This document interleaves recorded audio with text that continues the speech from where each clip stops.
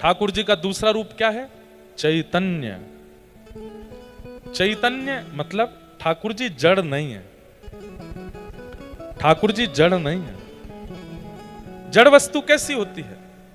जो निष्ठुर है, जिसके अंदर किसी प्रकार की गतिविधि नहीं है। जैसे कि ये माइक का स्टैंड, ये जड़ है, इसको कितना भी मारूं इसको पीड़ा नहीं होगी। मैं इसको गाली दूं, मैं इसको अच्छा बोलूं, ये दुखी भी नहीं होगा, प्रसन्न भी नहीं होगा, ये जड़ है। लेकिन ठाकुर जी कौन है? ठाकुर जी चैतन्य है। हमें दिखता है कि वो जड़ है, लेकिन वो जड़ नहीं है, वो प्रत्यक्ष चैतन्य है। और एक बात सुनिए, हमारी व्यासपीठ का नाम क्या है? भक्ति पथ। भक्ति पथ का मतलब क्या है? भक्ति का रास्ता। तो रास्ते का कोई अंत तो होता होगा। अंत नहीं कहेंगे हम उसे, गंतव्य कहेंगे, डेस्टिनेशन कहेंगे। भक्ति के मार्ग का डेस्टिनेशन क्या है? कि जो ठाकुर जी हमको जड़वत दिखाई दे रहे हैं, वही ठाकुर जी एक दिन चैतन्य हो जाएं, तब समझो कि आप भक्ति के पथ के बिल्कुल अंतिम पड़ाव पर आ गए हो। अब ठाकुर जी जड़ नहीं है, चैतन्य हो गए। सक्कूबाई, जनाबाई, तुकाराम, नामदेव, ज्ञानेश्वर माउली, इन सब महाराष्ट्र के भक्तों ने जड़वत ठाकुर जी को चैतन्य बना दिया। अरे जनाबाई, उनके विषय में प्रसिद्ध कथा आती है। कबीर दास भक्तों के खोज कर रहे थे भारत में घूम घूम करके। तब किसी ने कहा कि महाराष्ट्र में एक भक्त हैं जनाबाई, बड़ी भगवान की भक्त हैं। तो श्री कबीर दास महाराष्ट्र आए, जनाबाई जी को ढूंढने लगे, कहां हैं। तो पूछते पूछते पहुंच गए। किसी ने बताया सामने वाली एक गली है, उस गली में ही जनाबाई रहती हैं। कबीरदास जैसे ही वहां पहुंचे तो क्या देखा? पूरा इलाका इकट्ठा हुआ है और दो माताएं आपस में लड़ रही हैं, झगड़ रही हैं, बुरी तरह एक दूसरे को सुना रही हैं। कबीरदास बोले, भैया क्या हो रहा है? बोले, एक बहन जी ने दूसरी बहन जी के घर से गोबर के उपले चुरा लिए हैं, इसलिए आपस में लड़ाई हो रही है कि तूने मेरे घर के उपले क्यों चुरा दिए। उपले समझते हैं? हमारे यहां ब्रज में उसको बोलते हैं गोबर का कंडा। क्या बोलते हैं? गोबर को ऐसे थाप के घरों में लगा देते हैं, धूप में सेकने के लिए रख देते हैं। बोले आपस में इसलिए लड़ रही हैं कि एक कह रही है कि तूने मेरे घर से गोबर के उपले चुरा लिए हैं।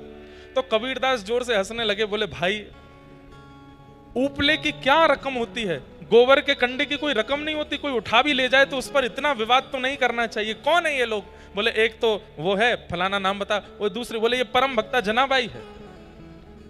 कबीरदास बोले ये जनाबाई है? बोला हाँ।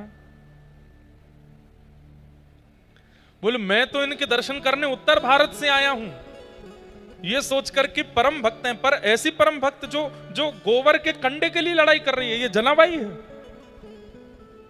कबीरदास बोले पूरी मेहनत मेरी खराब हो गई, मुझे नहीं आना चाहिए था। अरे इतने विवादित भक्त से थोड़ी मिलना था मुझे। भक्तों का स्वरूप तो ऐसा होता है, वो शांत होते हैं, सौम्य होते हैं, प्रसन्न रहते हैं, आनंद में रहते हैं।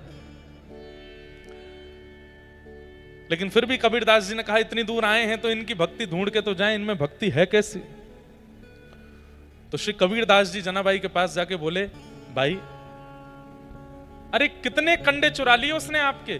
बोले मेरे कम से कम 5 कंडे इसने चुरा लिए हैं। बोले कंडों में कैसे पता चलेगा कि आपका कौन सा है, इसका कौन सा? और कंडे की तो बात है, मैं थाप देता हूं, कल तक आपका मिल जाएगा।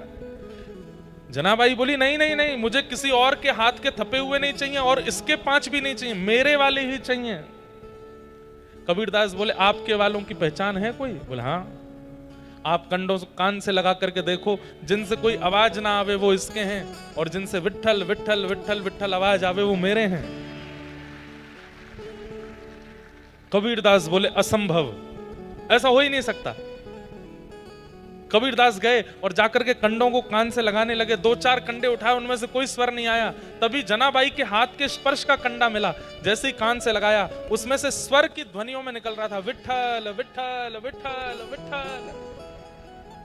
कबीरदास तुरंत दंडवत हो गए जनाबाई के चरणों में, मान गया। अरे कोई भक्त किसी प्राणी के ऊपर हाथ रख दे तो उसमें भक्ति आ जाती है। कोई भक्त, हमने सुना है श्री ज्ञानेश्वर माउली, उनकी बहन, उनके भाई ज्ञानेश्वर माउली इतने पराक्रमी हुए, वे किसी जानवर पर भी हाथ रख देते थे। हमने तो सुना है कि उन्होंने एक खड़ी दीवार पर हाथ रख दिया तो वो आकाश में उड़ने लगी थी। जीव पर हाथ रख के भक्ति का वरदान मिल सकता है, मानव पर हाथ रख के उसमें भक्ति प्रकट हो सकती है, लेकिन निर्जीव जिसमें प्राण नहीं है, ऐसे गोबर के उपले हाथ से स्पर्श करके विट्ठल विट्ठल गाने लगते हैं। ये निर्जीव को जब विट्ठल गवा सकती हैं, हम प्राणियों पर अगर हाथ रख देंगी तो हमारी स्थिति क्या होगी? ऐसी जना भाई, समझ में आई बात? जहां भक्त के स्पर्श करने से गोबर का कंडा विट्ठल बोल सकता है, वो परमात्मा, उस भक्त के हृदय में विराजमान होने वाले परमात्मा जड़ कैसे हो सकते हैं? वो तो चैतन्य है। ठाकुर जी जड़ नहीं है, चैतन्य है। मैं हर कथा में एक बात कहा करता हूं, भगवान हमारे साथ एक गेम खेल रहे हैं। कौन सा गेम? विष अमृत, एक गेम हम उत्तर भारत में लोग खेलते हैं। और मैं बार बार उत्तर भारत नहीं बोलूंगा, नहीं तो बड़ा अलग अलग सा लगता है, जैसे महाराष्ट्र कोई अलग थोड़ा ही है। हम ऐसा बता देंगे कि हम हमारे यहाँ ऐसा होता है, ऐसा बोल देंगे। उत्तर भारत नहीं बोलूंगा, भारत सब एक ही है, कोई ऊपर नीचे इधर उधर नहीं है बात। तो हमारे यहाँ गेल खेलते, आपके यहाँ भी खेलते होंगे उसको। एक और उसमें एक और गेम होता है बर्फ पानी। उसमें एक व्यक्ति होता है, वो जितनों को छू देता है वो सब बर्फ बन जाते हैं, और जो बचते हैं वो उसको पकड़ करके पानी बनाने का प्रयास करते हैं। और उसको पकड़ने के लिए अगर आप गए और जो बर्फ बना रहा है उसने आपको छू दिया तो आप भी बर्फ बन जाओगे, और जिस अदा में हो वैसे ही रहना पड़ेगा आपको।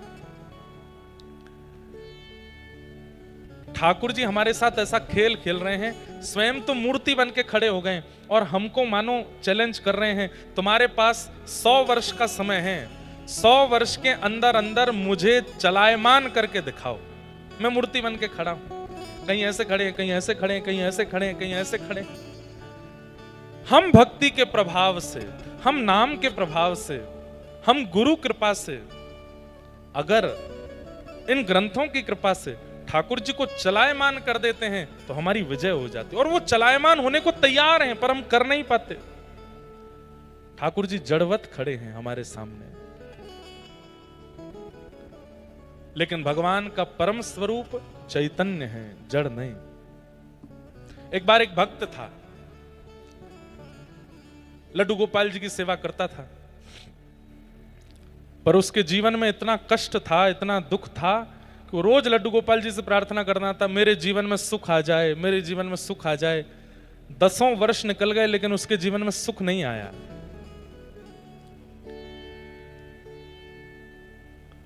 तो एक दिन उसका एक मित्र आया, उस मित्र ने आकर के कहा, बोले भैया हमारा तो घर भी बन गया, हमारा तो व्यापार भी बहुत अच्छा चल रहा है, बच्चे भी अच्छे पढ़ लिख रहे हैं, बहुत बढ़िया चल रहा है। तो उस भक्त ने कहा, भाई तुम कौन से भगवान की पूजा करते हो? मैं गोपाल जी की पूजा करता हूं, 10 साल से कह रहा हूं, मेरा तो कोई भी काम नहीं बन रहा।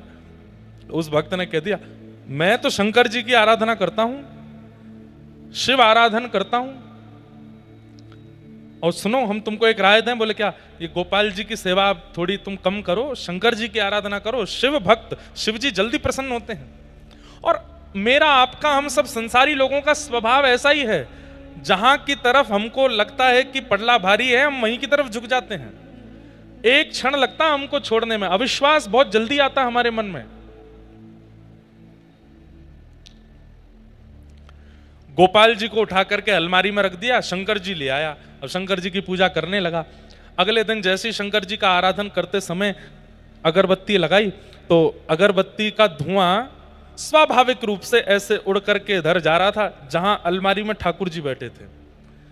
तो उस भक्त ने क्या सोचा, 10 सालों से तुम्हारी पूजा कर रहा हूं, आज तक बोले नहीं, आज तक मेरी एक भी बात मानी नहीं, आज तक मुझे कुछ भी दिया नहीं, और आज जैसे ही खुद को अलमारी में बैठा के शंकर जी की पूजा करने लगा तो उनकी अगरबत्ती का धुआं भी अपनी तरफ खींच लिया, उनकी अगरबत्ती की सुगंधी भी खुद ले रहे हो, उनको नहीं लेने दे रहे हो।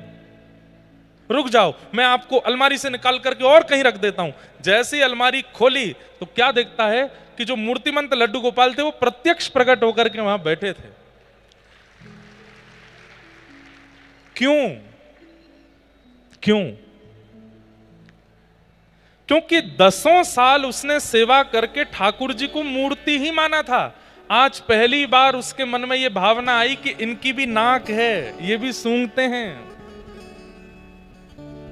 यह भी प्राणी हैं, इनके अंदर भी प्राण हैं। उसके अंदर यह भावना आ गई कि मैं दूसरे देवता की सेवा कर रहा हूं तो इनको शायद जलन हो रही है। ये जलन होना, किसी धुआं को अपनी तरफ खींचना, सुगंधी सूंघना, ये चैतन्य का स्वरूप है, ये जड़ का स्वरूप नहीं है। आज 10 साल बाद उसने ठाकुर जी को चैतन्य माना, इसलिए प्रकट हो गए ठाकुर जी। इससे यह बात प्रमाणित होती है। हम आज तक अपने ठाकुर जी के प्रति चैतन्य बुद्धि कर ही नहीं पाए हैं, इसलिए ठाकुर जी जड़ ही रहते हैं, वो चैतन्य नहीं बनते। उनके प्रति चैतन्य भावना रखो, उनके प्रति चैतन्य की स्थिति रखो। और चैतन्य स्थिति कैसे होती है? ठाकुर जी से कोई संबंध बना लीजिए, ठाकुर जी को अपना कुछ मान लीजिए, उनके प्रति चैतन्य बुद्धि रखने लगोगे तो ठाकुर जी की गतिविधियां होने लगेंगी। कभी आंखें भी टिमटिमाएंगे, कभी हाथ भी चलाएंगे, कभी पैर भी चलाएंगे, कभी बोलने भी लगेंगे। जितने भी भक्तों का नाम लीजिए, एक भी भक्त ऐसा नहीं है जिसने मूर्ति पूजा की हो। सब भक्तों को चैतन्य भगवान ने दर्शन दिया। क्यों? क्योंकि उस भक्त ने ठाकुर जी के प्रति कभी जड़ बुद्धि रखी ही नहीं। वो ठाकुर जी को चैतन्य मानता है, हम जड़ मानते हैं। ठाकुर जी जड़ नहीं है, चैतन्य है। व्रज में एक महात्मा यमुना स्नान कर रहे थे। भोली भाली 2 सखियां आपस में बात कर रही थी। बोले, अरे मैंने तो ऐसा सुना है कि इन संतन के पास भगवान हूं मैं। दूसरी बोली, दिखाई तो देना रे। ब्रजभाषा बोले, समझ जाओगे आप लोग। दूसरी बोली, दिखाई तो देना रे। बोले, ऐसे ना दिखाई दें, ये जो इनको झोला है ना, जो ये टांग के चलें, ये आके भीतर है भगवान। तो संत जैसे ही यमुना स्नान करने गए, दोनों भोली भाली सखियां गईं और उनका झोला खोलने लगी। तो झोले में से गीता जी निकली, रामायण निकली, कमंडल निकला। तभी एक छोटा सा एक बक्सा था, वो छोटे से बक्सा को जैसे खोला तो उसमें लड्डू गोपाल बैठे थे। तो दोनों सखी बोली, अरे देख देख देख देख, मिल गए ठाकुर जी। तब पहली सखी दूसरी सखी से बोली, अरे देख, या बाबा ने छोटे से बक्सा में ठाकुर जी रख दिए तो ठाकुर जी के हाथ पैर टेढ़े मेढ़े है गए, और लड्डू गोपाल तो ऐसे ही रहते हैं। दूसरी बोली, मेरे पास घी है, मैं इनकी नेक मालिश करके इनके हाथ पैर सीधे कर दूंगी। और घी लेकर के आई और ठाकुर जी को मालिश करी, हाथ में लगा, पैरन में लगा, मुख पे लगा। अब उसके मन में यह नहीं था कि लड्डू गोपाल ऐसे ही रहते हैं, उसको था कि ये छोटे से बक्से के कारण इनके हाथ पैर ऐसे हो गए। इस भावना से घी लगाया तो ठाकुर जी सीधे हो गए, हाथ भी सीधे हो गए, पैर भी सीधे हो गए। इतने में ही वो महात्मा यमुना जी से निकल के आए। जैसे ही यमुना जी से निकले, वो सखियां वहां से भागी। अरे बाबा आ गए हो, बाबा आ गए हो। बाबा ने आगे कही, मेरा झोला निकाल लिया। क्या निकाला इसमें से? और जैसे खोल के देखा तो बक्सा रखा था।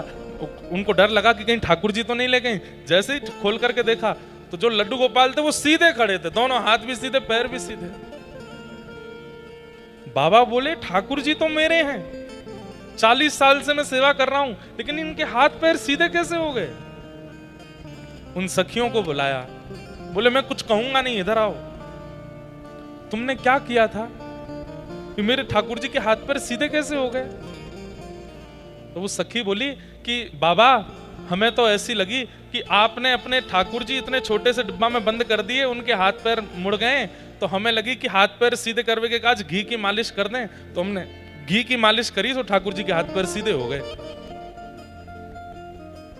बाबा ने उन सखियों को प्रणाम किया। बोले, मैंने प्रयाग में स्नान किया, काशी में स्नान किया, तीर्थ यात्राएं करी, बड़े बड़े यज्ञ किए, बड़े बड़े अनुष्ठान किए, 40 साल से नित्य इनकी सेवा कर रहा हूं। सब कुछ प्रस्तुत कर दिया ठाकुर जी की सेवा में, लेकिन जिससे ठाकुर जी प्रसन्न होते हैं, चैतन्य भाव, वो हृदय में नहीं ला पाया। इसलिए आज तक ठाकुर जी मेरे सीधे नहीं हुए। लेकिन आज तुम लोगों की भावना से मुझे पता चल गया कि ठाकुर जी के प्रति चैतन्य बुद्धि रखनी चाहिए। हमारी गिरधर लाल जी इतने से हैं, लेकिन उनके प्रति कभी आज तक जड़ बुद्धि नहीं आई, चैतन्य बुद्धि। और चैतन्य बुद्धि कैसे?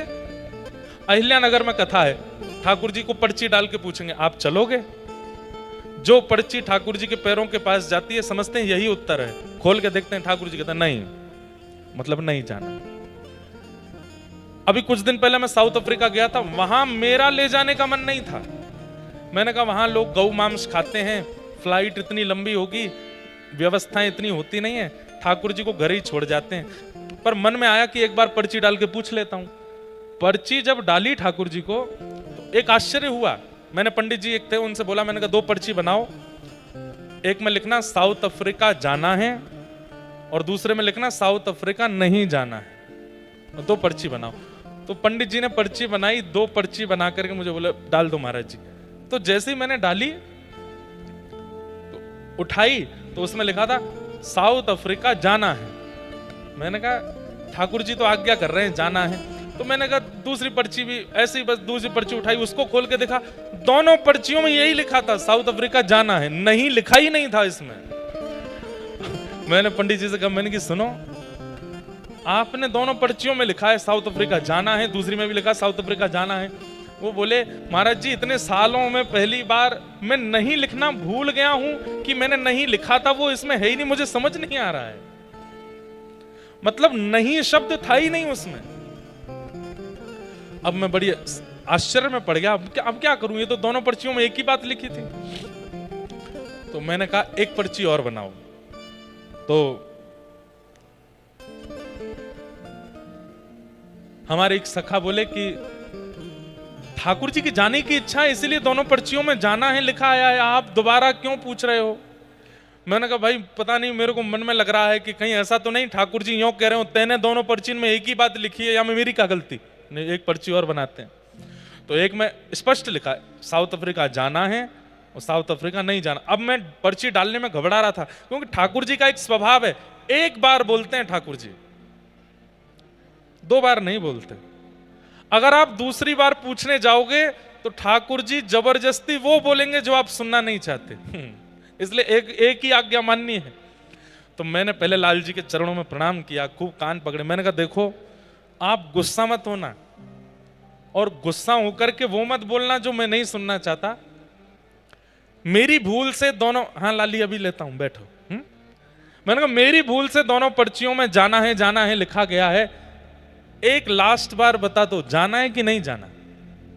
और जब पर्ची डाली तो जो चरणों के पास गई, उठाई तो उसमें लिखा था साउथ अफ्रीका जाना है। अब चाहे उसमें 12 घंटे की फ्लाइट हो, 4 घंटे का कहीं लेओवर हो, कोई खाने को नहीं मिले, पीने की व्यवस्था नहीं, लेकिन ठाकुर जी को जाना है तो जाना है। वो गए वो, और जहां नहीं जाना वहीं नहीं जाना। इसका मतलब क्या है? वो चैतन्य है, उनके प्रति चैतन्य भाव। कितनी लीलाएं हमारे लाल जी करते हैं, ऐसी बहुत लीलाएं हैं जो मैं बता भी नहीं सकता मंच से। एक बार पहले जब शुरुआत में सेवा करनी प्रारंभ की तो घर में नौका विहार कर रहा था, तो जब ठाकुर जी को नौका में बिठाया तो मेरे मन में ऐसी भावना हुई कि ठाकुर जी का नौका में बैठने का मन नहीं है, पानी में कूदने का मन है। लेकिन घर के सब बड़े लोग, कुछ गुरुजन भी थे, मैंने कहा अच्छा नहीं लगता, ठाकुर जी को नौका विहार कराओ। थोड़ी देर नौका विहार करते रहे। अचानक से, ये बात पहली बार बता रहा हूं मैं कथा में, कोरोना का टाइम था, एक भैया सामने बैठे, एक छोटा सा, हमने जो छोटे बच्चों का टब होता है ना उसमें पानी भर के नौका विहार कर रहे थे। मैं यहां से नौका चलाऊं, धीमे धीमे वो पकड़े, फिर वो वहां से चलाएं। मैंने धीमे धीमे ऐसे लाल जी से कहा, मैंने कहा लाल जी मेरे मन में तो आ रहा है कि आप कूदना चाहते हो, पर मैं नहीं कूदाऊंगा, आपका मन है तो अपने आप कूद जाओ। और आप सत्य मानिए, मैं, अब आप ये भी कह सकते हैं कि आपने नाव छोड़ी ऐसी होगी कि वो पलट गई होगी, मैंने नहीं छोड़ी थी, सामने से आ रही थी, उसी समय मैं सोच रहा था आपका स्नान का अगर मन है तो खुद कूद जाइए। और उन्होंने जैसे ही नाव चलाई बिल्कुल सीधी आ रही थी और अचानक से एक तरफ मुड़ी और श्री गिरधर लाल जी तुरंत नाव में, जैसी जल में गोता खाया, मैं दौड़ के, मैं लाल जी गिर गए, लाल जी गिर गए। सब बोले हो क्या हो गया, ठाकुर जी गुस्सा है ना। मैं मनी मन खुश हूं, मैंने मुझे पता है ना क्या हुआ, इनका डुबकी मारने का मन था इसीलिए कूदे हैं। ऐसे सब भावनाएं कब प्रकट होती हैं? जब आप अपने ठाकुर को मार्बल का, धातु का, अष्ट धातु का, सोने का, चांदी का नहीं मानते, उनको चैतन्य मानते हो।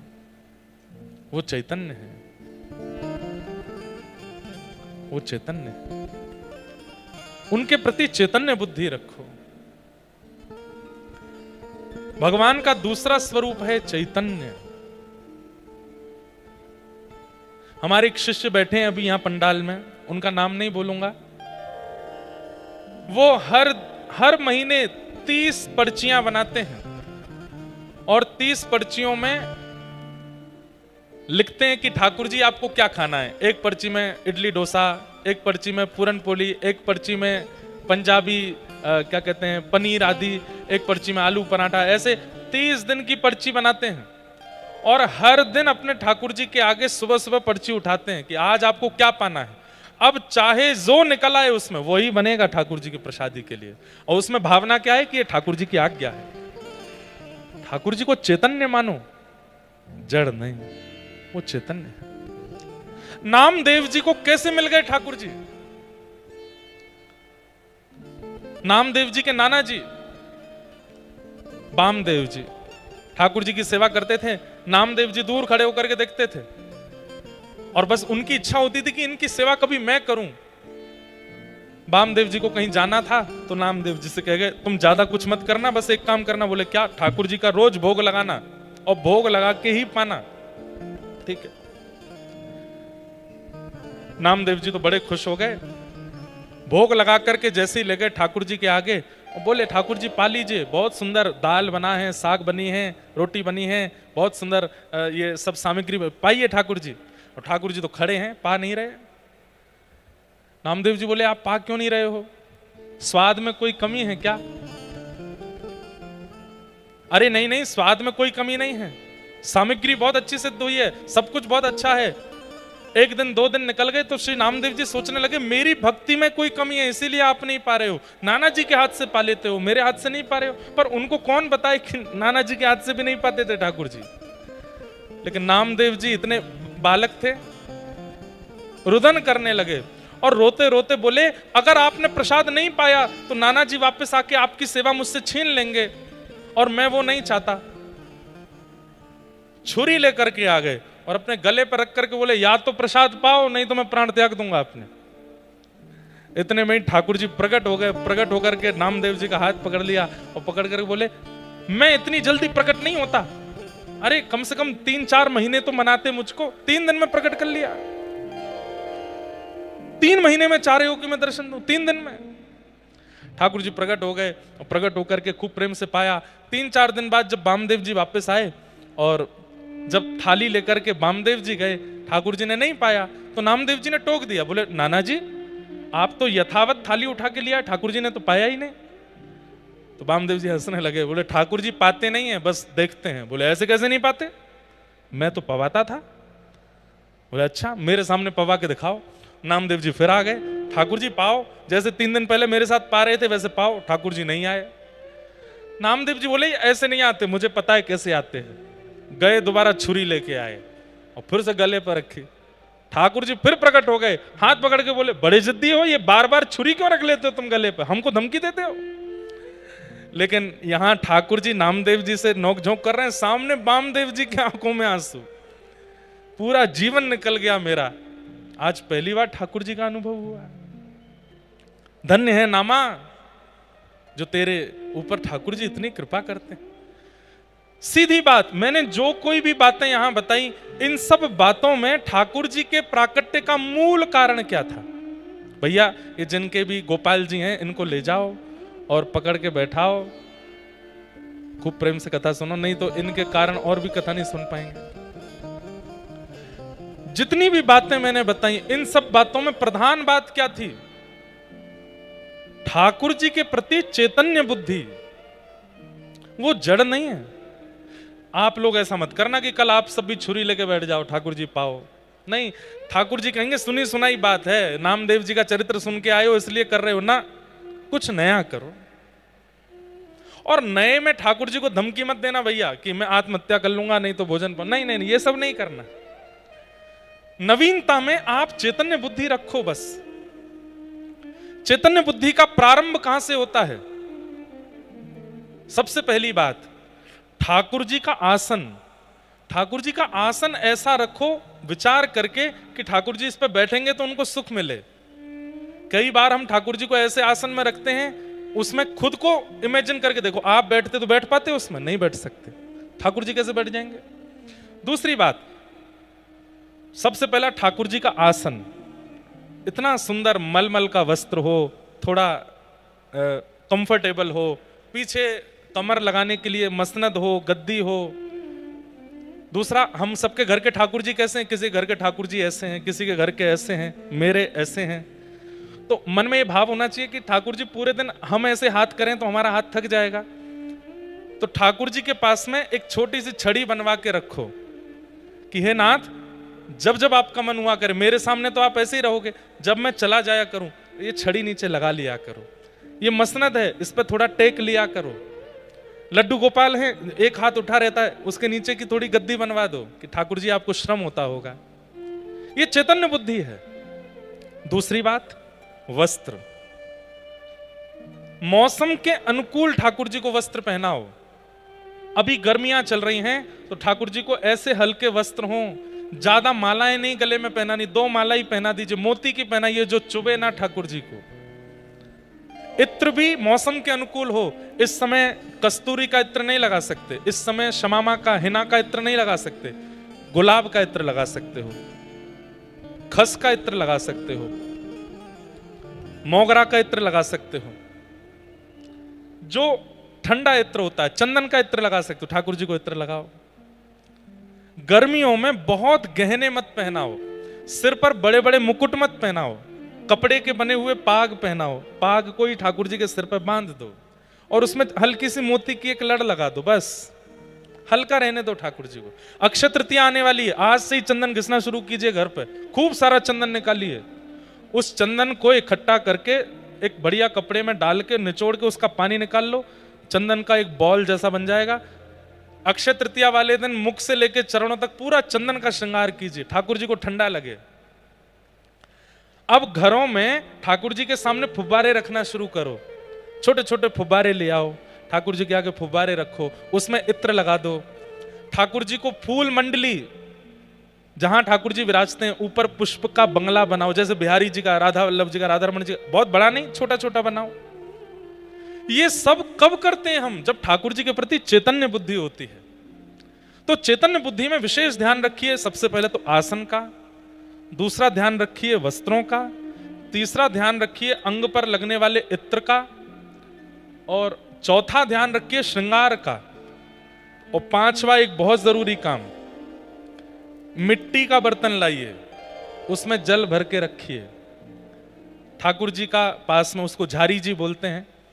अभी सोने चांदी या पीतल के वस्त्र नहीं, वो पात्र नहीं, मिट्टी का पात्र, उसमें जल भरो। जैसे हमारे घर में घड़े होते हैं, ऐसे छोटा सा ठाकुर जी का ले आओ, उसमें जल भर के, उसमें थोड़ी केसर और थोड़ा कूट करके इलायची, थोड़ा ठंडा रहे पानी, और उसको चारों तरफ कपड़े, गीले कपड़े से लपेट के ठाकुर जी के पास रखो, जल पीने का।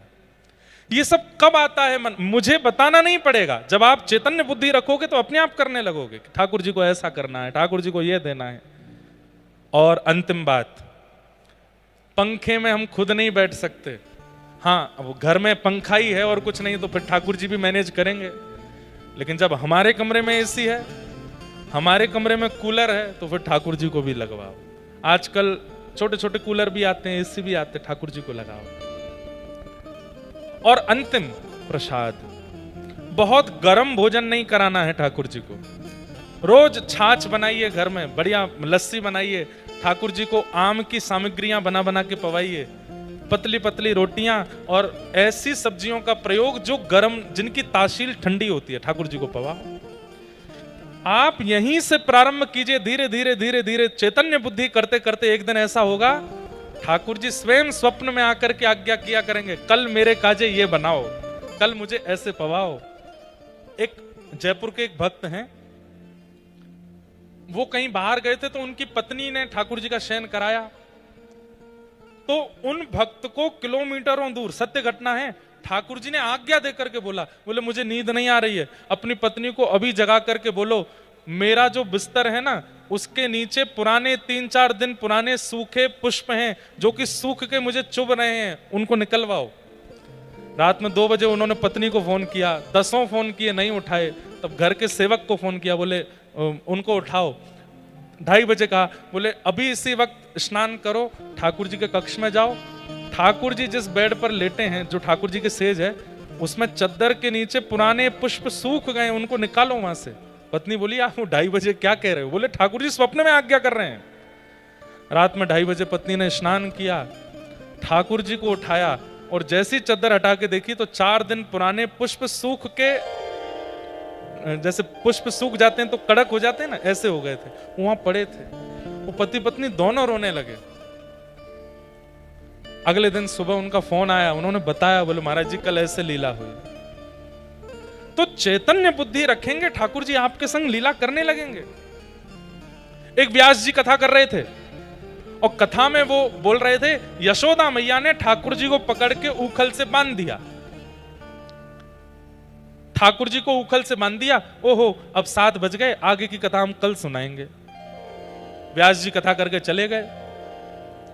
रात में चोर आए और व्यास जी का पूरा घर लूट लिया, बर्तन लूट लिए, गहने लूट लिए, सब कुछ लूट लाट करके ले गए। सुबह जब व्यास जी उठे, स्नान ध्यान करके देखा तो पूरा घर खत्म, सब लूट ले गए चोर। मंदिर में जाके देखा तो ठाकुर जी का सिंहासन भी नहीं है, ठाकुर जी के वस्त्र श्रृंगार भी नहीं, केवल ठाकुर जी बैठे हैं अकेले। व्यास जी रोने लगे, ठाकुर जी से बोले इतनी आपकी कथा करता हूं, पूरे साल आपका यश गाता हूं, इतनी रक्षा तो मेरी कर लेते कि चोर आए थे तो आप कम से कम इतना तो बचा लेते कि उन चोरों से इस घर को बचा लेते। अरे कुछ नहीं तो अपना श्रृंगार ही बचा लेते, अपना सिंहासन बचा लेते। ठाकुर जी बोल पड़े मेरी गलती नहीं है। बोले क्यों? कल कथा में तुमने क्या कहा था कि यशोदा मैया ने मुझको ऊखल से बांध दिया और तुमने इतना कह के कथा विश्राम कर दी। चोर तो 4 दिन से तुम्हारे घर आ रहे थे पर 4 दिन से मैं खुला हुआ था, कल तुमने कथा में मुझे बांध दिया, रात भर में बंधा ही रहा। मेरी इच्छा तो हो रही थी पकड़ करके इनका गला दबा लूं, इनके बाल पकड़ के खींच लूं, लेकिन क्या बताऊं, तुमने कथा में कल मुझे बांध दिया था तो मैं बंधा ही हुआ था, आज कथा में खोल दो मुझको, मैं सारे चोरों को पकड़ के लाता हूं। ऐसा कैसे हो सकता है? जब ठाकुर जी चैतन्य हो जाते हैं ना तो सब संभव है, और वो चैतन्य मुझे करना है, चैतन्य आपको करना है। सक्कूबाई ने चैतन्य किया, मीराबाई ने चैतन्य किया, सूरदास, रैदास सबने चैतन्य किया, पर इंद्रेश चैतन्य नहीं कर पाया, आप चैतन्य नहीं कर पाए हो। धीरे धीरे धीरे धीरे धीरे धीरे वो चैतन्य की स्थिति प्रकट करनी है।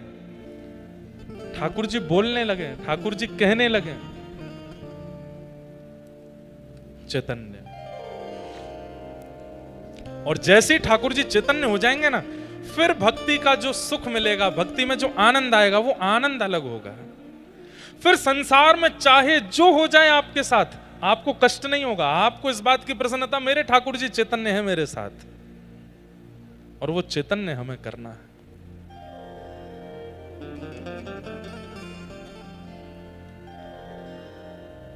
सच्चिदानंद रूपाय, भगवान का पहला स्वरूप सत्य है, दूसरा चैतन्य और तीसरा आनंद।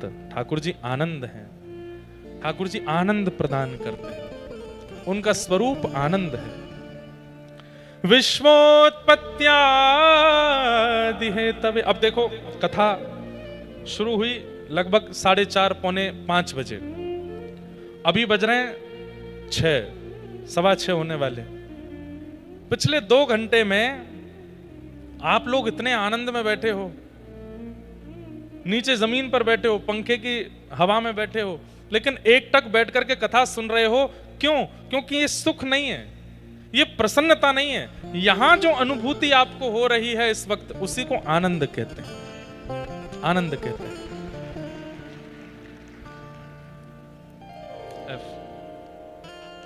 मुझे मराठी ज्यादा आती तो नहीं, लेकिन 1-2 पंक्तियां मुझे आती हैं कहीं कहीं की। अरे मनात भरली पंढरी मनात। अच्छा देखो, मैं तो फिर भी गा लूंगा, हमारे संघ वालों को तो बिल्कुल ही नहीं आती है, तो इसलिए आगामी 7 दिन के लिए मेरे कोरस वाले आप सब हो, ठीक है। जब कभी भी हम कोई मराठी भाव गाएंगे आपको मेरा साथ देना पड़ेगा, ठीक है, प्रॉमिस। बोलो पक्का, जोर से बोलो पक्का। गाओ। मनात भरली पंढरी, मनात भरली पंढरी। अहिल्या नगर वालों थोड़ी न तेज बोलो, हमको आवाज तो आवे आपकी। ऐसे तो गाइए कि कम से कम आपकी आवाज व्यासपीठ तक। वैसे तो हम कथा में बोलते हैं इतना तेज गाओ कि वृंदावन तक आवाज जाए, पंढरपुर तक आवाज जाए, पर आप लोग यहीं तक ही पहुंचा दो। हो जाओ उठा के पूरे भाव के साथ। मनात भरली पंढरी, मनात भरली पंढरी, हे मनात भरली पंढरी। जाइन मणते माहेरी, हे जाइन मणते माहेरी, हे पांडुरंगाच्या दरबारी बाई हासत नाचत। पांडुरंगाच्या दरबारी बाई हासत नाचत, हे पांडुरंगाच्या दरबारी बाई हासत नाचत।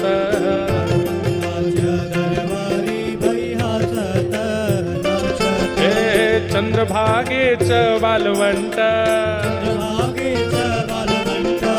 चंद्रभागेच वालवंट, तेच अमाच वैकुंठ, हे तेच अमाच वैकुंठ। हे आनंद भरला घनदाट बाई आसत नाचत। आनंद भरला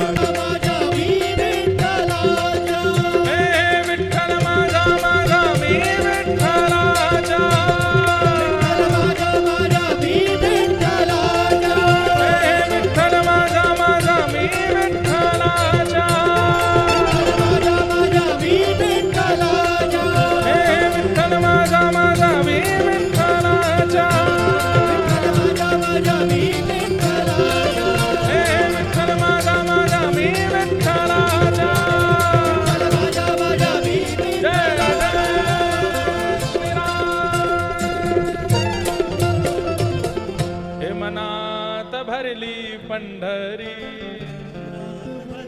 ये देखो नाच तो रहे थे लेकिन गा नहीं रहे थे। अरे भाव से गाओ। मनात भरली पंढरी, जाइन मणते माहेरी, जाइन मणते माहेरी। हे पांडुरंगाच्या दरबारी बाई हासत नाचत। पांडुरंगाच्या दरबारी बाई हासत नाचत। पांडुरंगाच्या दरबारी बाई हासत नाचत। पांडुरंगाच्या दरबारी बाई हासत नाचत। जय जय श्री राम। भागवत कथाच्या दरबारी बाई हासत नाचत। भागवत कथाच्या दरबारी बाई हासत। हमारा टारगेट है कि हम 1 महीना महाराष्ट्र में हैं तो मराठी इतनी सीख जाएं कि बात करने लगें सबसे मराठी में। बड़ी प्यारी भाषा है, लेकिन भाषा प्यारी तभी लगती है जब उस भाषा में भक्ति की वार्ता हो। अब ऐसे तो हिंदी में भी गाली गलौज करने लगे तो हिंदी भी अच्छी नहीं लगती है। हिंदी में भी भाषा में अभिमान, व्यक्ति अपना मान सम्मान अभिमान की बातें करे तो भाषा अच्छी नहीं लगती। लेकिन उसी भाषा को सुंदर बना दिया जाता है यदि उसी भाषा में ठाकुर जी की चर्चा हो। इंग्लिश बड़ी अच्छी भाषा है लेकिन वो इंग्लिश नॉर्मल लगती है, लेकिन उसी में ठाकुर जी की चर्चा हो तो सुंदर लगने लगती है। ऐसी मराठी हो, तमिल हो, कन्नड़ हो या हिंदी हो, पंजाबी हो, गुजराती हो, कोई भी भाषा, वो ऐसा लगता है जैसे मानो भाषा ने रूप धारण कर लिया और आपने ठाकुर जी की चर्चा करके मानो उस भाषा का श्रृंगार कर दिया, वो सुंदर लगने लगती। ऐसी मराठी भी बड़ी सुंदर लगती है अगर उसमें भगवत चर्चा होने लग जाए। आहा, तो भगवान का ये स्वरूप है, जो आप नृत्य करते हो, जो आप गाते हो, जो आनंद में झूम उठते हो ठाकुर जी के कथा में, दर्शन में, कीर्तन में, ये आनंद ही श्री कृष्ण है। ये भगवान का तीसरा स्वरूप है, आनंद। कथा में, कीर्तन में, संकीर्तन में सोच विचार करके नृत्य किया जाए, सोच विचार करके गाया जाए, सोच विचार करके, तो वो आनंद का स्वरूप नहीं होता। मैं तो गोविंद रा गुण गासूं, राणा जी रूठे तो मने काय कर से। मीराबाई कहते हैं चाहे जो हो जाए।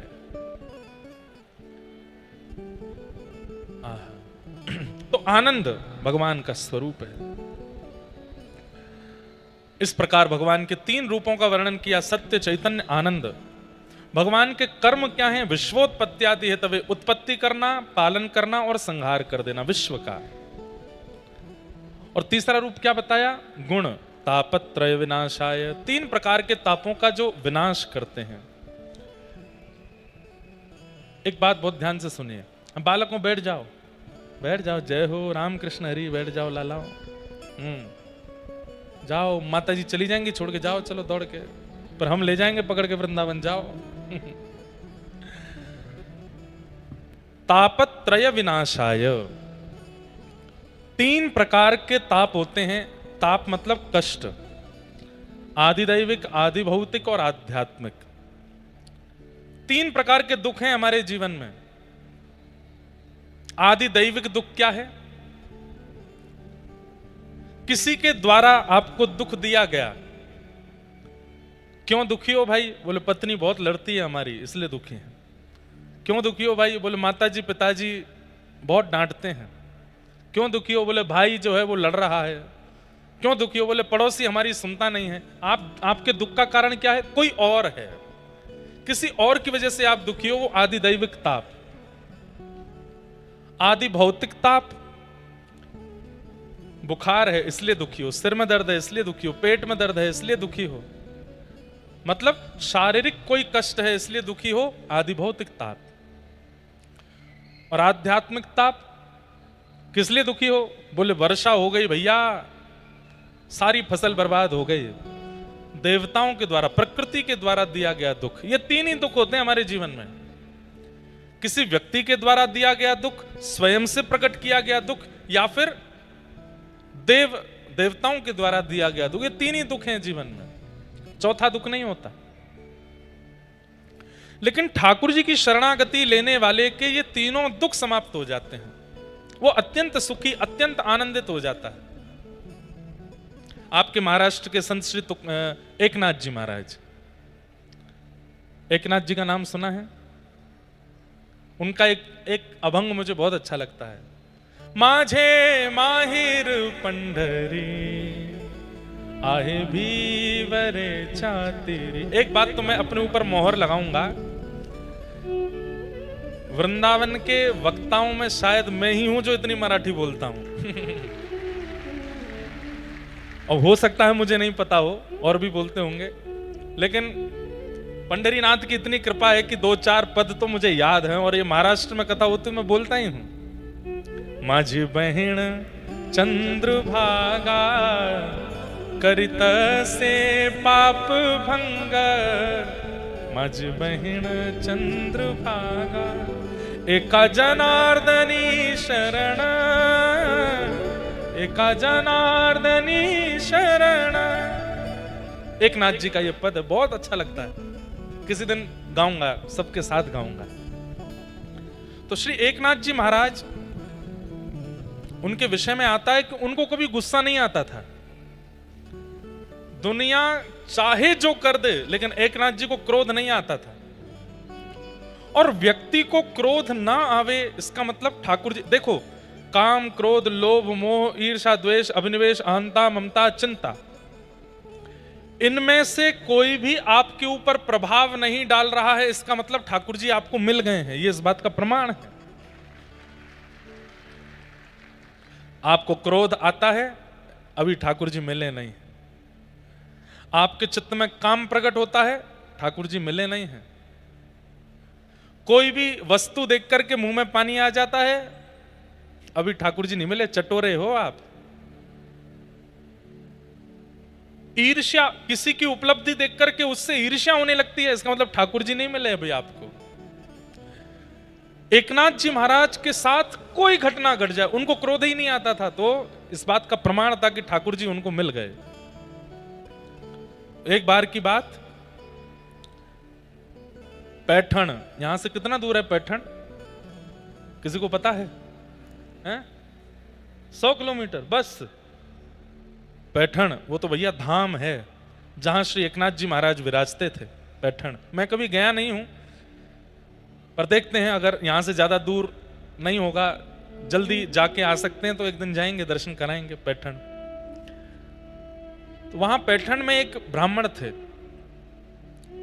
उनकी बेटी का विवाह होना था, लेकिन उनके पास व्यवस्था नहीं थी धन की। तो उन्होंने नगर के अन्य ब्राह्मणों से कहा, भाई मेरी बेटी का विवाह होना है, आप लोग थोड़ी थोड़ी सहायता कर दीजिए, थोड़ा धन दे दीजिए, मैं अपनी बेटी का ब्याह कर दूं। सब लोग इधर देखो, ध्यान से सुनो। तो सब ब्राह्मणों ने उनसे कहा, देखो भाई हम तुमको धन देना चाहते हैं, तुम्हारी बेटी का ब्याह हो ये हम भी चाहते हैं, लेकिन हम लोग एक बात से बड़े परेशान हैं, हमारी परेशानी पहले दूर करो। बोले किस बात से परेशान हो? बोले ये एकनाथ जी जो हैं इनको गुस्सा नहीं आता है, हम इनकी निंदा करके देख चुके, इनका अपमान करवा के देख चुके, कितना कुछ करके देख लिया, इनको कभी गुस्सा नहीं आता। तुमने अगर इनको गुस्सा दिला दिया तो हम सब दुगना दुगना पैसा देके तुम्हारी बेटी का इतना अद्भुत ब्याह कराएंगे कि तुम बस देखते रह जाना। कोई भी पिता चाहेगा मेरी बेटी का ब्याह अच्छा हो, और यदि इतना ही करना है कि उसको गुस्सा दिला दो। तो ब्राह्मण ने कहा ठीक है, एकनाथ जी को मैं गुस्सा दिलाऊंगा। वो ब्राह्मण चला गया एकनाथ जी के यहां। एकनाथ जी महाराज ठाकुर जी की सेवा कर रहे थे, चंदन घिस करके ठाकुर जी को लगा रहे थे। सब लोग इधर देखना। और ये ब्राह्मण आया और बिना पादुका उतारे, बिना किसी भी प्रकार का ध्यान रखे कि ठाकुर जी विराज रहे हैं, एकनाथ जी विराज रहे हैं, सेवा चल रही है, बिना पादुका उठारे अंदर घुस गया। अंदर जाकर के बिल्कुल पादुका में ही खड़ा हो गया। एकनाथ जी की धीमे से दृष्टि पड़ी, पादुका पहन करके खड़े हैं। एकनाथ जी हंसने लगे, आइए आइए स्वागतम। और बिल्कुल ठाकुर जी की तरफ पैर करके ऐसे एक के ऊपर एक पैर रख के पादुका बिल्कुल ठाकुर जी को दिखाते हुए बैठ गए वहीं पे। बहुत जोर की भूख लगी है, आप बड़ी संतों की सेवा, ब्राह्मणों की सेवा करते हो, चलो मुझे प्रसाद पवाओ। एकनाथ जी बोले बड़ी कृपा, आप हमारे घर आए। अरे सुनो, अपनी पत्नी को बुलाया, बोले ब्राह्मण देवता आए, बढ़िया पकवान बनाओ, इनको प्रसाद पवाओ। पत्नी ने भी आके देखा, ये पादुका पहन करके बैठे हैं सामने और बड़ा अजीब व्यवहार कर रहे हैं, लेकिन पत्नी भी एकनाथ जी जैसी, वो भी हंस रही थी, उसको भी गुस्सा नहीं आया। सुंदर चौकी लगाई, थाल लगाया, थाल में खूब सारे सामग्री परोसने लगी। तो ये सोचने लगे जूते से तो ये गुस्सा हुए नहीं, अभी रुको मैं कुछ करता हूं। अब जैसी पत्नी आई, आकर के परोस रही थी, झुक करके परोसने लगी। तो अब ये ब्राह्मण कोई छोटे उम्र के तो नहीं थे, 35-36 साल की उम्र होगी। एकनाथ जी की पत्नी के पीठ पर चढ़ गए, और जैसे एक छोटा बालक किसी माँ की पीठ पर चढ़ जाता है, ऐसे एकनाथ जी की पत्नी के ऊपर चढ़ करके ऐसे गला उनका पकड़ लिया, पैरों से उनका पेट दबा लिया, और ऐसे चढ़ करके छोटे बालक की तरह लिपट गए उनसे पीछे पीठ पर। एकनाथ जी महाराज जोर से हंसने लगे, अरे धन्य भाग्य है, धन्य हो देवी, धन्य हो। क्यों? शास्त्र आज्ञा करते हैं कि विप्र जो है वो ठाकुर जी का स्वरूप है। आज तक ठाकुर जी सामने बैठ करके प्रसाद पाते थे, आज तक ठाकुर जी सामने बैठ करके दर्शन देते थे, लेकिन आज तुम्हारी भक्ति का प्रभाव देखो, इस विप्र के देव में, विप्र के रूप में ठाकुर जी तुम्हारी गोद में चढ़ गए। पत्नी भी हंसने लगी। आप लोग सुनिएगा नहीं, इमेजिन करो ये आपके साथ हो तो आप क्या करोगे। पीठ पर चढ़ गए। पत्नी क्या बोलती है, अरे मुझे तो बालकों को संभालने का बहुत बहुत अभ्यास है और मैं तो इनको संभाल लूंगी। पत्नी ने भी हाथ ऐसे लगाए और उनको बोली, क्या पाएंगे आप, मैं ऐसे ही पवा देती हूं, मैं ऐसे ही जल पिला देती हूं। अंत में ब्राह्मण देवता हार मान गया, चरणों में गिर गया, बोले एकनाथ जी मैं ये बात मान चुका हूं कि आपको क्रोध नहीं आने वाला है, मैं चाहे जो कर लूं। अरे किसी की पत्नी के साथ इतना दुर्व्यवहार करे कोई पति कैसे सह सकता है। मैं मान गया।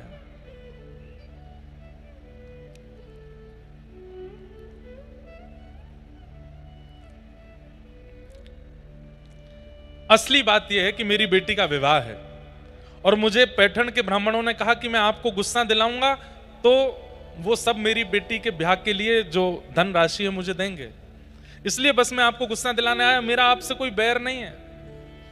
एकनाथ जी महाराज बोले, तुमको आते ही पहले ये बात बता देनी चाहिए, तो इतनी देर क्यों लगाई तुमने?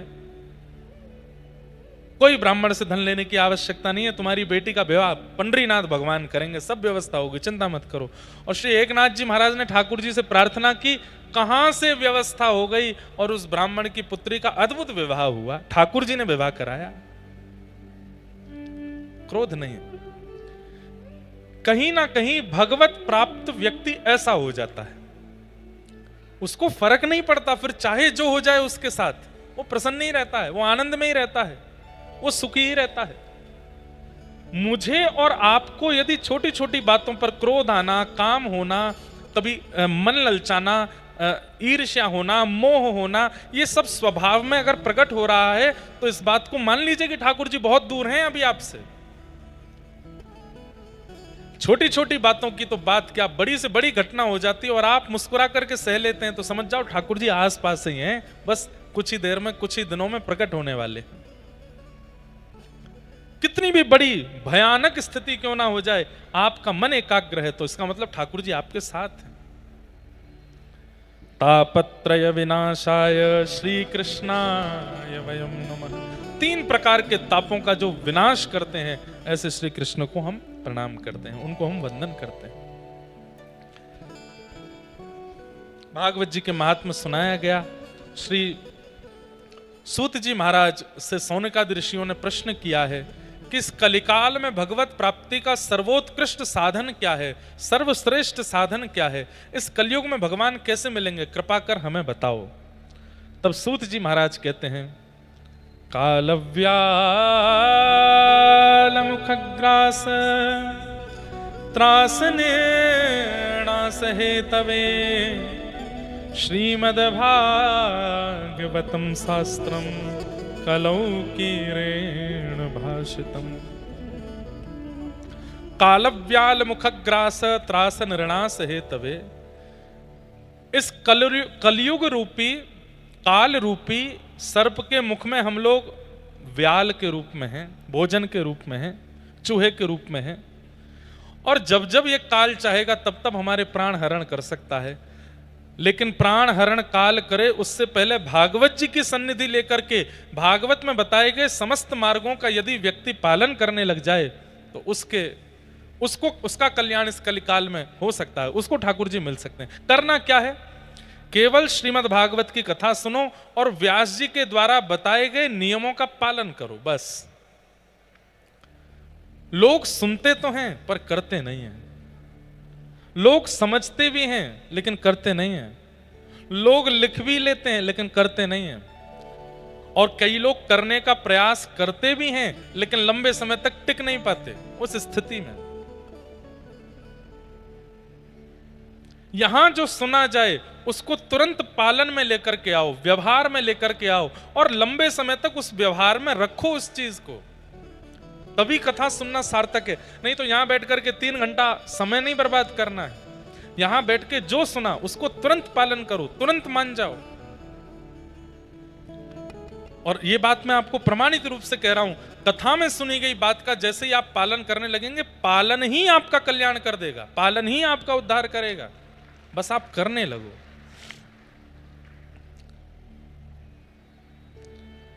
कलिकाल में श्रीमद् भागवत की कथा है जो मानव का कल्याण कर सकती है।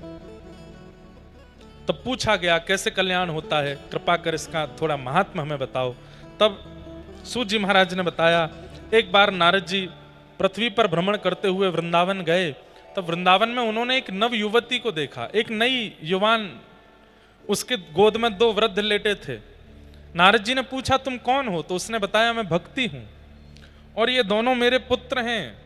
नारद जी बोले, मां युवा और बच्चे वृद्ध, क्या नाम है तुम्हारे पुत्रों का? बोले ज्ञान और वैराग्य। ध्यान से सुनिएगा, भक्ति सब में है लेकिन ज्ञान शून्य, वैराग्य शून्य।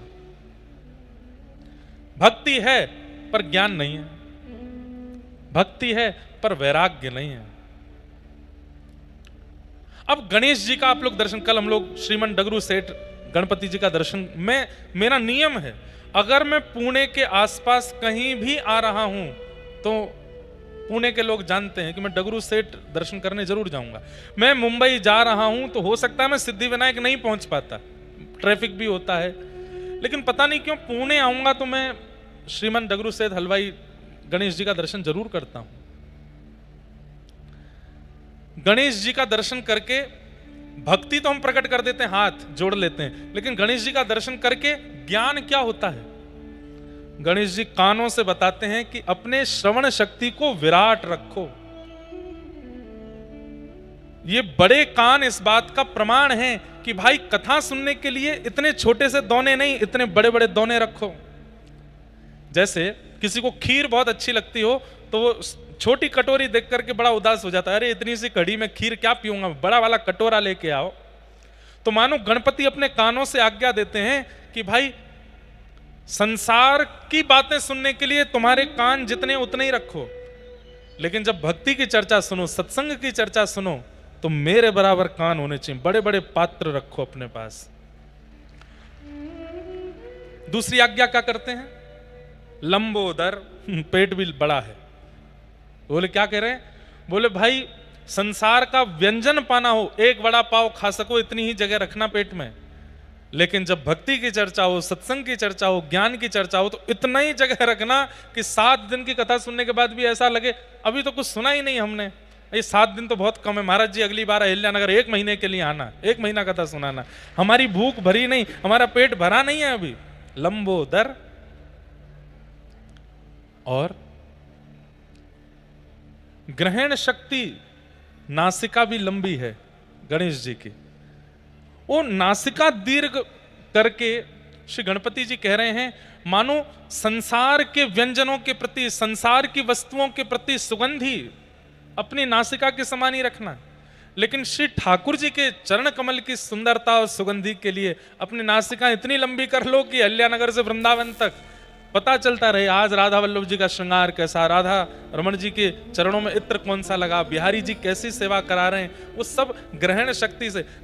हाथी का एक नियम होता है, वो हाथ से नहीं पकड़ता सामग्री, इसी से ही पकड़ता है। मतलब ये ग्रहण शक्ति का गणेश जी आज्ञा दे रहे हैं, ऐसे ग्रहण करो कि कोई भी वस्तु आवे तुम्हारी नासिका उसको ग्रहण कर ले।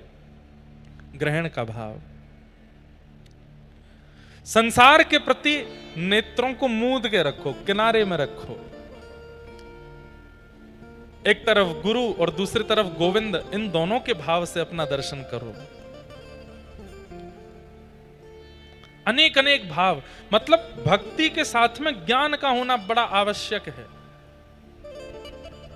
ज्ञान का होना बड़ा आवश्यक है। हम भक्ति तो करते हैं पर ज्ञान नहीं हो। अब शंकर जी पर जल चढ़ाते हैं, शंकर जी पर दूध चढ़ाते हैं, शंकर जी पर घी चढ़ाते हैं, शंकर जी पर दही चढ़ाते हैं, पर इसके पीछे ज्ञान क्या है हम नहीं जानते। एक ऋषि थे, उन ऋषि ने ऐसी तपस्या की हिमालय पर बैठ करके कि इंद्र ने प्रकट होकर के कहा वरदान मांगो क्या चाहिए। ऋषि ने कहा कुछ नहीं चाहिए। फिर तपस्या की, इंद्र फिर प्रकट हो गए, बोले वरदान मांगो क्या चाहिए, नहीं चाहिए कुछ भी। फिर तपस्या की, ब्रह्मा जी गए, उन्होंने कहा वरदान मांगो, बोले नहीं चाहिए। तो देवताओं को थोड़ी घबराहट हुई, कहीं ऐसा तो नहीं हम बार बार वरदान देने के लिए जाते हैं ये मना कर देते हैं। ऐसी प्रवृत्ति कई बार राक्षसों की भी रहती है। हिरण्यकश्यप ने भी ऐसा ही किया था। वो तपस्या पर तपस्या करता गया, कुछ नहीं लेता गया, बार बार उसको वरदान देने का भाव रहा, लेकिन उसने कुछ स्वीकार नहीं किया। एक दिन तप के प्रभाव से अपने आप को इतना बलशाली बना लिया कि तीनों लोगों को अपने वश में कर लिया। तो इंद्र घबरा गए। इंद्र बोले मैं देने जाता हूं, ये लेने से मना कर देते हैं, कहीं ऐसा तो नहीं है ये इतना बलशाली होना चाहता है कि एक दिन ये स्वर्ग लोक आदि सबको अपने वश में कर ले। इनकी तपस्या तोड़वानी पड़ेगी।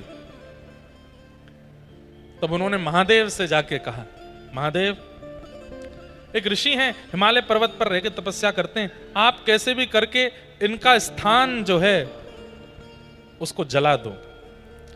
शंकर जी बोले हमसे क्यों करवा रहे हो ये काम? बोले कामदेव परास्त हो गया, बाकी के देवता भी परास्त हो गए, इनकी तपस्या कोई नहीं छुड़वा पाया, बस आप ही हो जो छुड़वा सकते हो। शंकर जी बोले तपस्या छुड़वानी क्यों है, करने दो।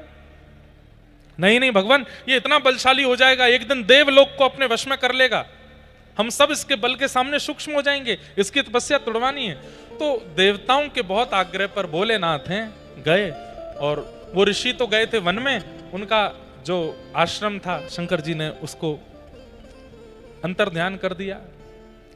जब ऋषि लौट करके आए तो अपना आश्रम जब नहीं देखा तो क्रोध में भर करके श्राप दे दिया, जिसने भी मेरा ये आश्रम जलाया है बिना किसी कारण के, मैंने किसी का बुरा तो नहीं किया, मेरे आश्रम की ये दुर्गति जिसने भी की है मैं श्राप देता हूं, उसके संपूर्ण अंग में अग्नि की तरह ज्वाला प्रकट होगी, जलन होने लगेगी।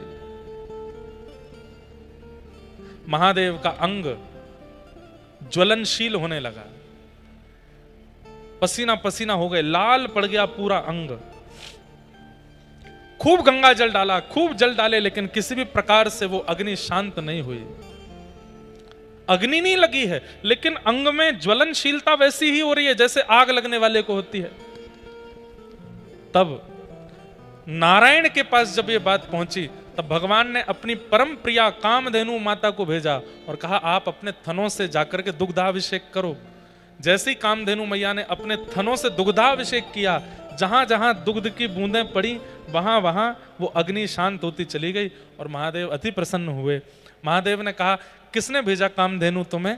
तब उन्होंने बताया आपके आराध्य, आप जिनसे अति प्रेम करते हैं, नारायण ने मुझे भेजा। तब से महादेव ने ये नियम बना दिया, मेरे आराध्य ने मुझ पर दुग्ध चढ़ा करके मुझे प्रसन्न किया, आज के बाद जो भी मुझ पर दुग्ध अभिषेक करेगा, जो भी दुग्ध से बनी सामग्री का अभिषेक करेगा, मैं उस पर इतना प्रसन्न हो जाऊंगा कि उसने मेरे प्रिय नारायण की आज्ञा मानी है, वो जो चाहेगा वो वरदान उसको मैं दिया करूंगा। तब से महादेव पर नित्य दुग्धाभिषेक, घृताभिषेक, दही का अभिषेक आदि आदि किया जाता है। भक्ति के साथ ज्ञान नहीं होगा तो भक्ति प्रसन्न नहीं रहेगी, क्योंकि ज्ञान उनका बेटा है। इसलिए आप जो कुछ भी करते हैं, हनुमान चालीसा का पाठ करते हैं, पहले हनुमान चालीसा का ज्ञान ले लीजिए क्या है। आप विष्णु सहस्त्रनाम का पाठ करते हैं, पहले उसका ज्ञान ले लीजिए। आप दुर्गा सप्तशती का पाठ करते हैं, पहले उसका भावार्थ समझ लीजिए, तभी उसका पाठ करना सहायक होगा। लेकिन हम लोग बिना जाने, बिना ज्ञान के भक्ति करते हैं, इसलिए भक्ति प्रसन्न नहीं रहती। ज्ञान का होना जरूरी है।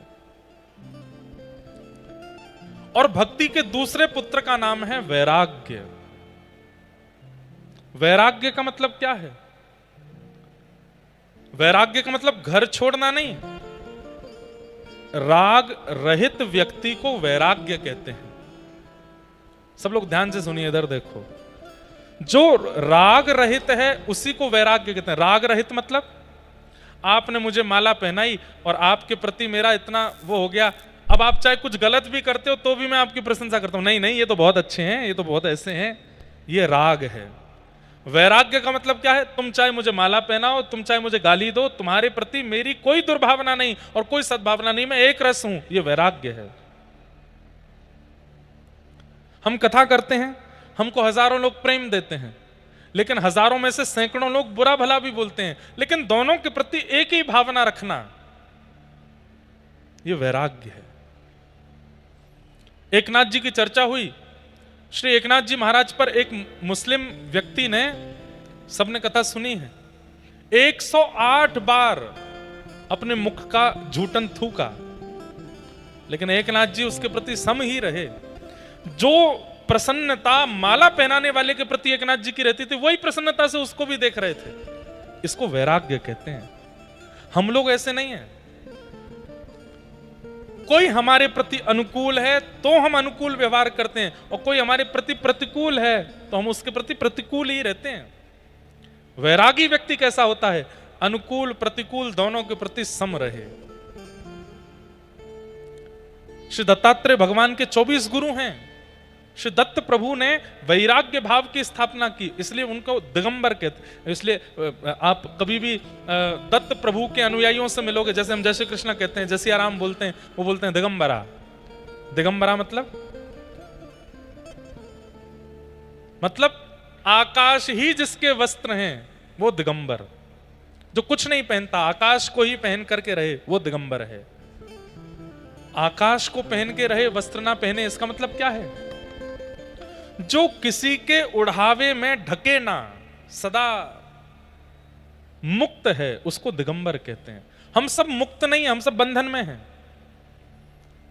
किसी के ऊपर व्यसनों का बंधन है, कोई व्यसन के बंधन में बंधा हुआ है, किसी के ऊपर संबंधों का बंधन है, किसी के ऊपर धन का बंधन है, किसी के ऊपर यश कीर्ति मान प्रतिष्ठा का बंधन है। हम सब बंधनों में बंधे हैं, मुक्त नहीं है हम लोग। भक्ति क्या करती है? धीरे धीरे धीरे धीरे मुक्त कर देती है। धन नहीं है तो भी कोई दिक्कत नहीं, यश नहीं है तो भी कोई दिक्कत नहीं, अपमान है तो भी कोई दिक्कत नहीं, संबंधी है तो भी कोई दिक्कत नहीं, संबंधी छोड़ के चला गया तो भी कोई दिक्कत नहीं, सब में सम। इसी को वैराग्य कहते हैं। जो मुक्त है वही वैराग्य है। ये भक्ति के दूसरे पुत्र का नाम है। अब ये तो थोड़ा मैंने टिपिकल भाषा में समझा दिया, अब आसान भाषा में समझाऊं। वैराग्य किसको कहते हैं?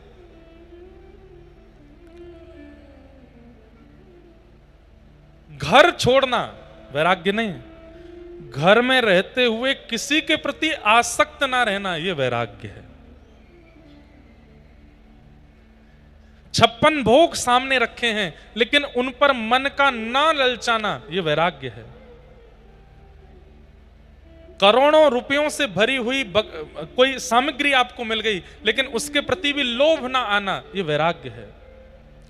परम सुंदरी स्त्री या परम पुरुष का दिख जाना और उसका आपके प्रति अनुकूल व्यवहार होने पर भी उसके प्रति रति ना होना, यह वैराग्य है। यह वैराग्य है। वैराग्य का मतलब क्या है? वस्तु का त्याग नहीं, वस्तु के प्रति इच्छा का त्याग, उसको वैराग्य कहते हैं। हम हलवा नहीं खाते, खाने को मिलता ही नहीं है तुमको, इसलिए बोल रहे हो नहीं खाते। कई लोग अपने नाम के आगे ब्रह्मचारी लगा देते हैं, ये ब्रह्मचारी हैं। क्यों? इन्होंने ब्याह नहीं किया। अब दो बातें, ब्याह किया नहीं था कि प्रयास बहुत किया लेकिन मिला कोई नहीं। कोशिश तो बहुत करी, रिज्यूम बहुत जगह भिजवाए थे, वो नहीं रिज्यूम नहीं, क्या बोलते हैं उसको, बायोडाटा बहुत जगह भिजवाया था। इतने पढ़े हैं, इतने लिखे हैं, इतने बड़े बाल हैं, सुनहरे बाल हैं, इतना खाते हैं, इतना पीते हैं, ऐसे रहते हैं, ये हॉबीज हैं, इतनी हाइट है, थोड़े से सांवले हैं लेकिन रोज क्रीम लगाते हैं, एक दिन हो जाएंगे गोरे, हमसे ब्याह कर लो। सामने वाले ने रिजेक्ट कर दिया। 1 रिजेक्शन, 2 रिजेक्शन, 5, 10 रिजेक्शन, 25, 30 रिजेक्शन जब हो गए तो अपने मन को समझाने के लिए, तू रिजेक्टेड नहीं है तो तू सन्यासी है बेटा, तू विरक्त है। ब्रह्मचारी, हम ब्रह्मचारी हैं, 40 साल के हो गए, हमने ब्याह नहीं किया। अब सुनने वाले वो हो ब्रह्मचारी ब्रह्मचारी, लेकिन अंदर की बात कौन जाने, प्रयास तो बहुत किया पर किसी ने हाँ ही नहीं करी थी। ये ब्रह्मचर्य नहीं है। ब्रह्मचारी किसको कहेंगे? असंख्य सुंदरी नारियां आ गई थीं लेकिन फिर भी अपने मन को एकाग्र करके निकल पड़े उस रास्ते से, किसी के प्रति मन ना जाने दिया, वो ब्रह्मचारी है। वैराग्य का मतलब क्या है? वस्तुएं अनेक प्रकट हो गई लेकिन प्रकट वस्तुओं के प्रति मन का ना ललचाना, इसको वैराग्य कहते हैं। वस्तु का त्याग वैराग्य नहीं होता, वस्तु के सन्मुख होते हुए भी उसके प्रति इच्छा ना होना, यह वैराग्य है। ये 2 पुत्र हैं भक्ति के, ज्ञान और वैराग्य। ये दोनों वृद्ध हो गए। क्यों? क्योंकि कलयुग के लोगों में भक्ति तो है पर ज्ञान और वैराग्य नहीं है। तब भक्ति महारानी ने नारद जी से कहा, मेरे पुत्रों को युवान बनाने का कोई कार्य बताइए। तब नारद जी महाराज भ्रमण करते करते बद्रीनाथ पहुंचे और वहां जाकर के सनक सनंदन सनातन सनत कुमारों से पूछा, ज्ञान और वैराग्य की वृद्धता दूर कैसे होगी? तब सनत कुमारों ने 5 प्रकार के यज्ञ बताए। उन यज्ञों में सबसे श्रेष्ठ यज्ञ भागवत की कथा बताई। सत्कर्म सूचको नूनम ज्ञान यज्ञ स्मृतो बुधई श्रीमद्भागवतालाप सतु गीत सुकादि। भागवत की कथा में यह सामर्थ्य है कि व्यक्ति के अंदर भक्ति, ज्ञान और वैराग्य तीनों को युवा बना सकती है। इसलिए भागवत की कथा करो। बिना भागवत सुने भी लोगों में भक्ति आ जाती है, लेकिन ज्ञान और वैराग्य भक्ति सहित हृदय में उदित तभी होंगे जब वो भागवत को श्रवण करेगा। इसलिए हे नारद जी, आप ज्ञान वैराग्य की युवा स्थिति के लिए भागवत की कथा करो। तब गंगा जी के तट आनंद वन में सनत कुमार प्रकट हुए और वहां भागवत की कथा हुई। भक्ति महारानी अपने पुत्रों के साथ आई। कथा में प्रविष्ट होते ही ज्ञान वैराग्य युवा हो गए। इसका मतलब क्या है? अगले 7 दिनों में कथा सुनते सुनते अनुभूति होगी कि ज्ञान भी युवा हो जाएगा, वैराग्य भी युवा हो जाएगा। 7 दिन बाद जब कथा विश्राम होगी, उसके बाद वो धीरे धीरे फिर वृद्ध होने लगेंगे। आपको चाहिए कि जो चित्त में ज्ञान वैराग्य युवा हुए हैं वो वृद्ध ना हो, वो युवा ही रहें। एक दिन क्या होगा कि वही युवा ज्ञान वैराग्य भक्ति ठाकुर जी का अनुभव करा देंगे। ठाकुर जी के अनुभव में एक दोष यह भी है कि भक्ति तो चित्त में परिपूर्ण है, पर ज्ञान वैराग्य नहीं है। और एक बात कहूं, बहुत ध्यान से इधर देखिए सब लोग। कई बार ज्ञान आने पर अभिमान आता है, कई बार वैराग्य होने पर भी अभिमान आता है। वैराग्य होने पर कैसा अभिमान? अरे मैंने तो ये छोड़ दिया, चुटकियों में छोड़ दिया, मुझे देर नहीं लगी। मैं पहले ये खाता था, पर मेरे को एक बार मेरी पत्नी ने बोला या मेरे गुरुदेव ने बोला या मेरे बेटे ने बोला ये छोड़ दो, एक रात में छोड़ दिया, कुछ नहीं हुआ, मुझे कोई असर नहीं हुआ, फिर दोबारा कभी क्रेविंग भी नहीं हुई उस चीज की। अभिमान आ गया। ज्ञान तो आ जाता है, पर ज्ञानी होने का अभिमान भी साथ आता है। वैराग्य तो आता है, पर वैरागी होने का अभिमान आता है। इसका मतलब क्या है? ज्ञान वैराग्य आ गए, भक्ति चली गई। ज्ञान भी रहे, वैराग्य भी रहे और अभिमान ना आए तो समझो कि आपके अंदर भक्ति है। और एक बात, उस व्यक्ति का परिचय क्या है जिसमें ज्ञान वैराग्य भक्ति तीनों हैं? भोलापन। वो व्यक्ति भोला होगा, सरल होगा, सहज होगा, सीधा होगा, बहुत ज्यादा चतुराई उसके अंदर नहीं होगी।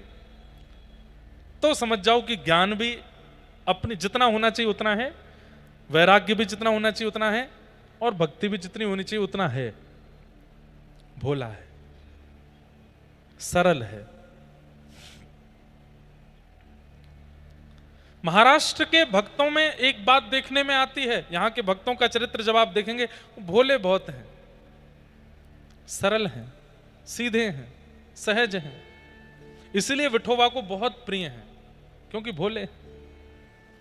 तो ज्ञान वैराग्य और भक्ति अगर तीनों किसी के अंदर विद्यमान हैं, तो उसके अंदर सौम्यता, सरलता, भोलापन, सहजता ये स्वाभाविक रूप से आने लगेगी। अब माता पिता की सेवा कर रहा है पुंडलीक, और द्वार पर आकर के पंडरीनाथ भगवान खड़े हो गए हैं। साक्षात त्रिलोकीनाथ भगवान आकर के खड़े हो गए और कह रहे हैं, आ जाओ पुंडलीक, मैं तुम्हें दर्शन देने आया हूं। और पुंडलीक क्या कह रहा है? नहीं, मैं अभी अपने माता पिता की सेवा कर रहा हूं।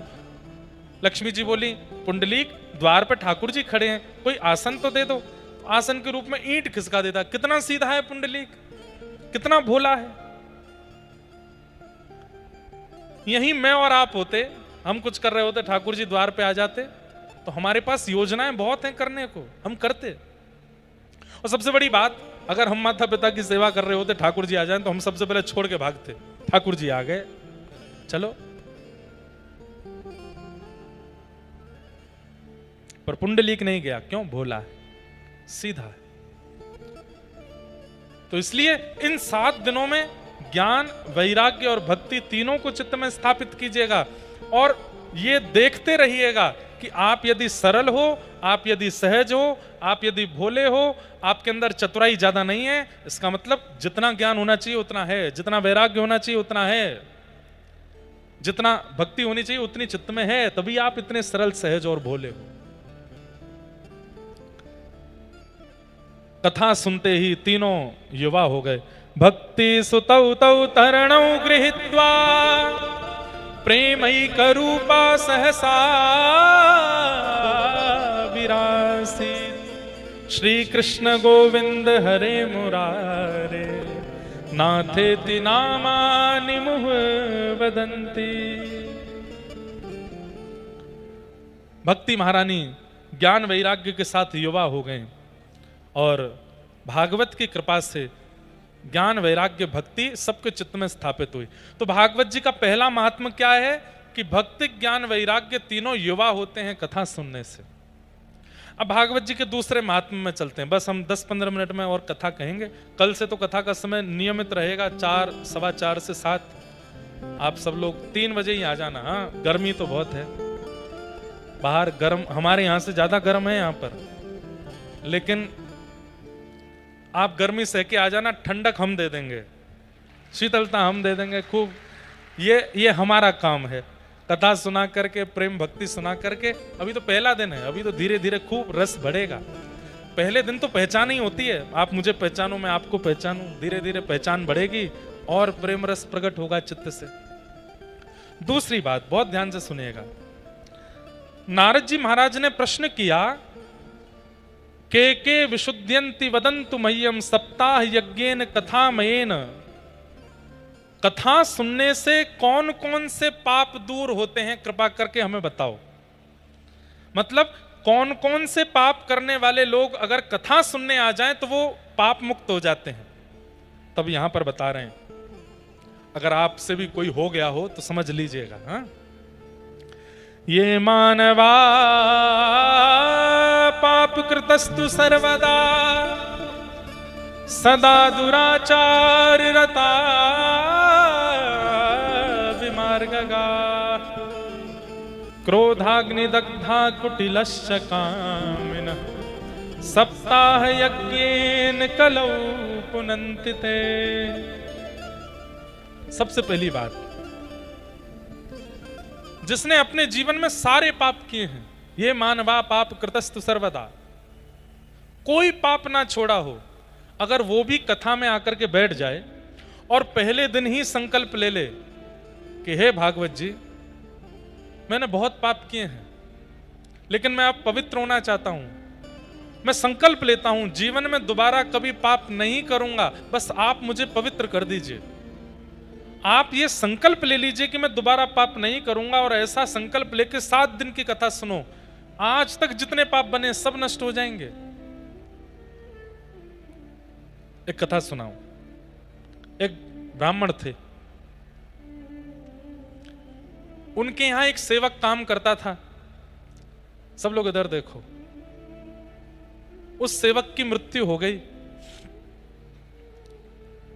मृत्यु होने के बाद वो सेवक यमलोक गया, यमदूत बन गया। एक बार वो ब्राह्मण बैठे थे तो 2-4 महीने बाद वो सेवक दिखाई दिया तो ब्राह्मण घबरा गए। उससे बोले, ए तुम तो मेरे यहां काम करते थे, वही लड़के हो? बोले हाँ। तुम्हारी तो 4 महीने पहले मृत्यु हो गई, तुम अभी कैसे आ गए? बोले मैं जीवित नहीं हूं, मैं मरने के बाद यमराज जी के लोक में गया और यमराज जी ने मुझको अपना दूत बना लिया है, अब मैं यमदूत बन गया हूं। तो पंडित जी बोले, तुम यमदूत बन गए हो? बोले हाँ। बोले यमदूत कैसे बनते हैं? बोले जब व्यक्ति एक बार पाप करने के बाद मृत्यु के बाद नरक जाता है, फिर पुनर्जन्म लेता है, फिर पाप करके फिर नरक जाता है, फिर जन्म लेता है, फिर पाप करके फिर नरक जाता है, ऐसे 100 बार जो नरक जाता है उसको यमराज जी फिर अवार्ड रूप में अपना दूत बना लेते हैं। बोले तू भाई बार बार आता है, हर जन्म के बाद तेरा यहां आना होता है। अच्छा एक बात सुनिएगा, नरक जाने वाले स्वर्ग जाने वालों का पुनर्जन्म होता है। नरक और स्वर्ग क्यों जाते हैं ये तो सबको पता होगा। मैंने जितने पाप किए उन पापों का दंड भोगने में नरक जाऊंगा, मैंने जितने पुण्य किए उन पुण्यों को भोगने के लिए मैं स्वर्ग जाऊंगा। एक बार मुंबई में कथा चल रही थी तो वहां एक